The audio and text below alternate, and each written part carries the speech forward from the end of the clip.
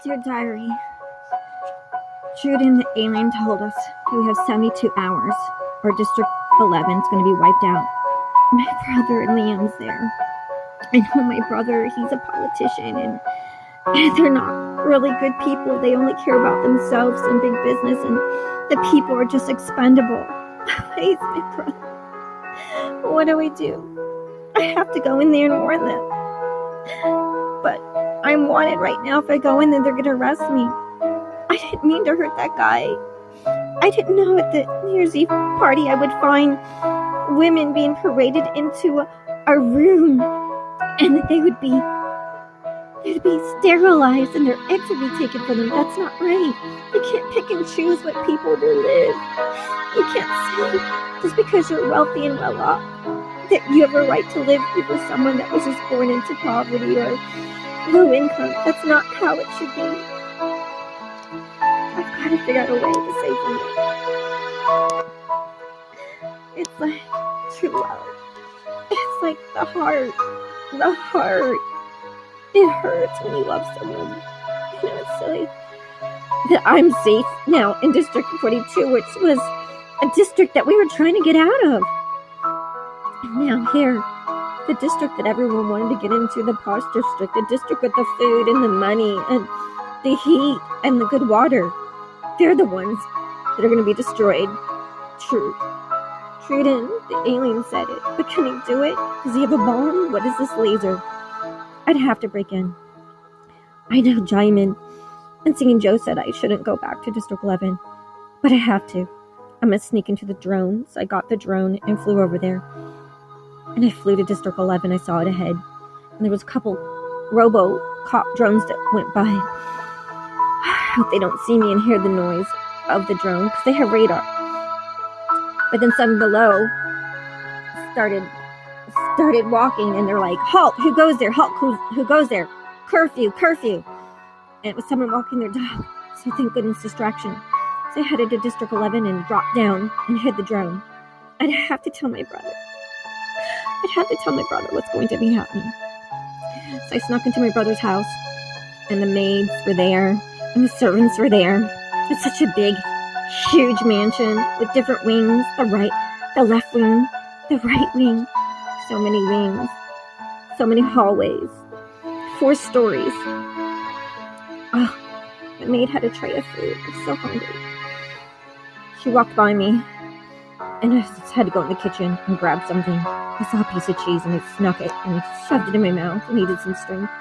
I had to find John. He might be in his study or his workroom. So I looked, and I was like, I had to find John. And I know he's always at his work desk.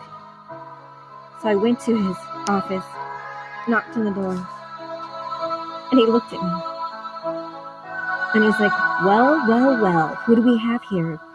My little wanted sister. And I looked at John. I was like, okay, so you have me. But John, I'm here to tell you that your district will be destroyed if you don't stop what you're doing.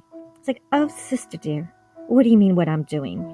You mean running the country with the president? Getting rid of vile people that don't deserve to live? We only have so much food and so much light, and we must eliminate the population so that we can survive. It's a game of survival. That's all it is. It is the survival of the fittest. I go, well, how do you get to pick and choose who lives? Who gave you the right? Just because you're a politician does not give you that right.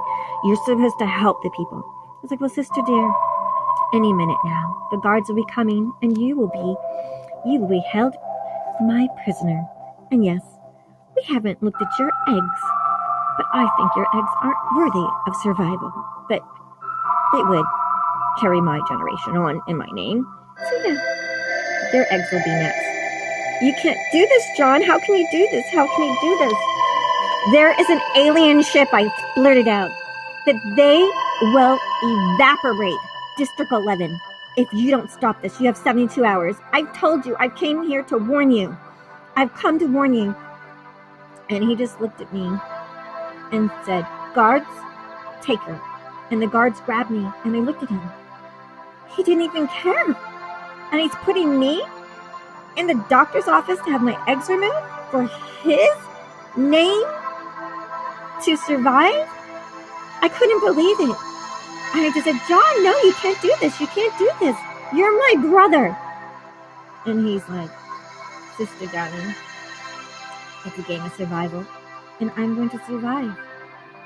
Take her. So the guards grabbed me and brought me to some place and held me. And I was in some tiny cell.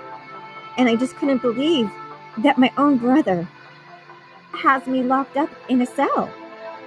And I paced back and forth. How am I going to get out of here? There's no help now. There's no help. There's no help.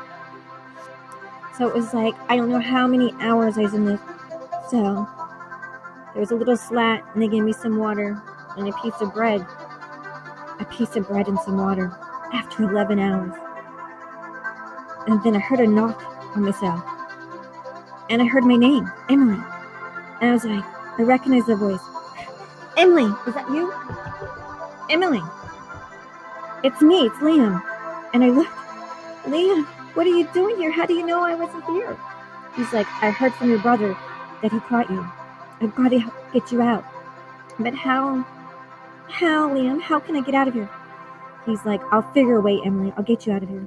And then I told him, I go, Liam, there's an alien ship, and I met an alien called Trudent. And he says, we have 72 hours to reverse our ways, or District 11 would be vaporized with some kind of nuclear explosion. I don't know what it is, but they said that they have a way to completely make District 11 go away. And he's like, we've got to get you out of here, and we've got to get out of District 11. He's like, Emily, I will find a way to get you out. And I go, Liam, we have to do something. District 11 will be wiped out. Do you want that? And I don't know how many surrounding districts will be wiped out with District 11, and I don't even know if our whole world will be wiped out with this alien. I don't even know who to trust anymore. And he looked at me and said, you can trust me. And I just looked at him, and it was my only hope. And the next thing I knew, I heard, yeah. He was fighting with the guards, and he knocked them down. And then he took the key. He goes, come on, Emily, we have to leave. We have to get you out of here. So he took the key and grabbed my hand. And I looked at him. And I wanted to kiss him so bad. He goes, we don't have time. So he ran, and he took me. And he took me out of my brother's house, and he gave me the guard uniform. So I put on a guard uniform. He goes, here, hide your hair and put this on your hat. So he and I pretended like we were guards. And we walked out. And we walked out of my brother's house, and there was a black town car limousine waiting. And he said, get in. So we went in, and we went to Liam's house. Liam had a big mansion on the other side of the District 11, gated. And we went in there, and he goes, you can tell me all about it, Emily. And so I told Liam all about it.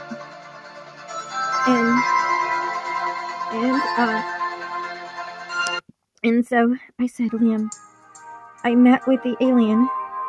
He appeared in my house, and he said, we have 72 hours to stop this nonsense of erasing people in District 42 and picking and choosing who gets to live and who gets to die, or else the alien force will eradicate everyone in District 11. And Liam looked into my eyes. He says, I believe you. I've seen the alien ship. And this is not right what the world has come down to.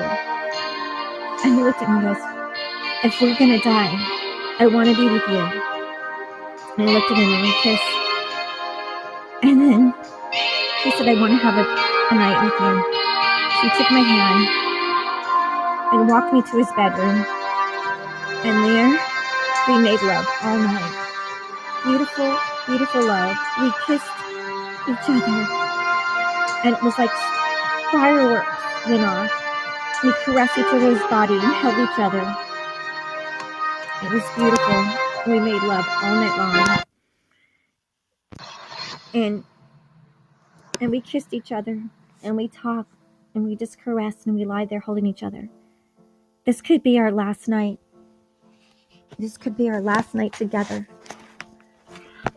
And the only thing in the world that matters is that you're doing the right thing. and that you're with someone you love. Because what is it worth living? And living every day like you're dying, even though you're alive. And you're alive and you're starving, and the earth is dying. If you're alone, it's meaningless. You get so depressed being alone, not able to touch someone, not able to kiss someone, not able to talk to someone, not to feel that passion and that love. Love is everything. It feels right. It feels right to love. It feels right to want to be loved and be with the person you love. So Liam and I just laid there. We laid there all night. And we just caressed and kissed and made love over and over again. And it felt beautiful. And it was the most amazing thing I've ever experienced in my entire life. It was beautiful. My Liam, he rescued me from my own brother. And here I am, in his arms. And we just held each other. And we slept all night until the morning. And the maid brought us orange juice and eggs and waffles and pancakes and sausage and bacon. There was so much food. He said, "My princess, my darling, I found you and I'll never leave you again. We'll find a way to tell your brother to change his ways." And I was like, "Let's get out of District 11. And I looked at him. "You want to leave your district behind?"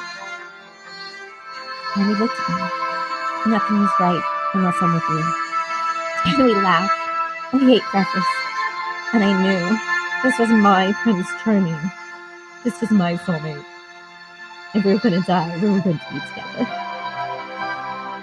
So we said, let's have the most beautiful morning ever. And we ate our breakfast. And we held hands. And we just kept looking at each other. And we would figure out a plan. We would figure out a plan and a way to survive in this world that is dying.